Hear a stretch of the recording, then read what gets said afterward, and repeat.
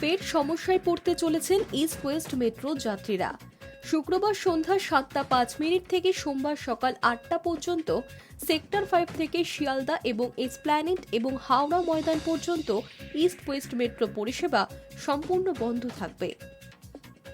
Metro সূত্রে খবর, sector 5 থেকে হাওড়া ময়দান পর্যন্ত মেট্রো পরিষেবা সম্পূর্ণ যুক্ত করে যাতে পরিষেবা দ্রুত শুরু করা যায়, তার জন্য যাবতীয় সিগন্যালিং প্রক্রিয়া অডিট করা হবে এই 2.5 দিনে। যে কারণে এই 2.5 দিন মেট্রো পরিষেবা বন্ধ রাখার সিদ্ধান্ত নেওয়া হয়েছে। কতটা নিরাপদ এই লাইন, কতটা কাজ সম্পূর্ণ হয়েছে, মেট্রো সূত্রে জানা গিয়েছে এই সমস্ত বিষয় খতিয়ে দেখতে আসছেন মার্কিন সংস্থা international safety audit association.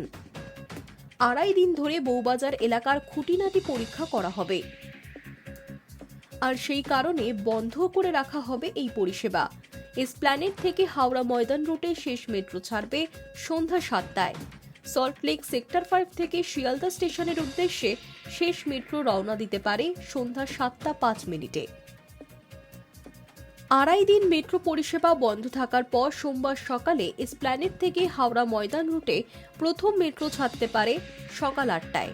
Sealdah station থেকে সেক্টর 5 রুটে প্রথম মেট্রো ছাড়তে পারে সকাল 8:15টায়।